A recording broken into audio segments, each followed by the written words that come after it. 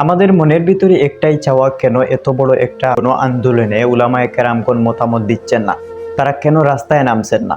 এ বিষয়ে একটু কথা বলবো। বর্তমান আন্দোলনটি হচ্ছে শুধুমাত্র ছাত্রদের অধিকার আদায়ের আন্দোলন, বলতে পারেন সহিংসতার আন্দোলন, বলতে পারেন বৈষম্য বিরোধী আন্দোলন।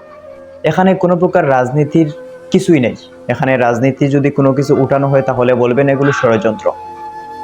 এই আন্দোলনে রাজনীতি যুক্ত করা মানেই হচ্ছে কোনো একটা সহিংসতা বৃদ্ধি করা। এখানে কোনো প্রকার রাজনীতি চলবে না, এখানে শুধুমাত্র অধিকার আদায় চলবে। এখন যদি অধিকার আদায় করতে গিয়ে রাজাকার উপাধি পেয়ে যায়, ছাত্ররা কখনো হার মানবে না।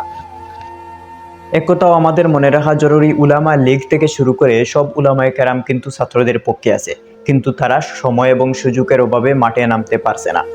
কারণ তারা যদি এখন মাঠে নেমে যায় তাহলে এই আন্দোলনটি এখন আর ছাত্রদের পক্ষে থাকবে না, তখন এটা হয়ে যাবে রাজনীতি। আর রাজনীতির চাপে পড়লে তখন ভালো মানুষও জামাত শিবিরে উপাধি পেয়ে তাদেরকে আটক করার মতো সুযোগ বৃদ্ধি হয়ে যাবে। উলামায়ে কেরামগণ যেভাবে আমাদের পাশে আছে থাকবে ইনশাআল্লাহ।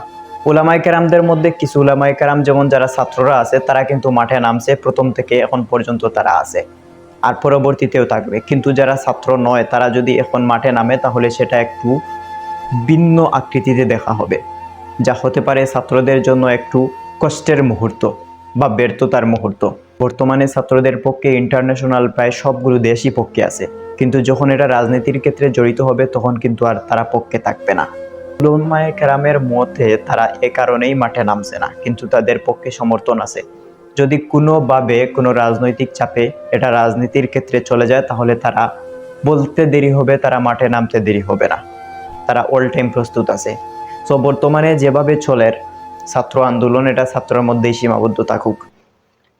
আর আমাদের দাবি, ছাত্র আন্দোলন কখনো হার মানবে না। আর এখন পর্যন্ত পৃথিবীর বুকে কোনো আন্দোলনই হার মানেনি, বিশেষ করে ছাত্রদের, আর এখনো হার মানবে না। ব্যর্থতার কোনো গল্পই আশা করা যায় না, হবে সফলতার গল্প। কিন্তু এখানেও একটা কথা দুঃখজনক, সেটা হচ্ছে এখন পর্যন্ত যত শত শত মায়ের বুক খালি হয়েছে সেগুলোর বদলা আমরা চাইবো ইনশাআল্লাহ, কিন্তু সেগুলো কিভাবে কখন উদ্ধার হবে তখন সময়ই বলে দেবে। আমাদের ছাত্রদের অধিকার মেনে নেওয়াই জরুরি, এবং এটা মেনে নিলেই সবকিছুই সমাধান। ভালো থাকুক সকল ছাত্র, ভালো থাকুক সকল শিক্ষার্থী, ভালো থাকুক সকল শিক্ষকেরা।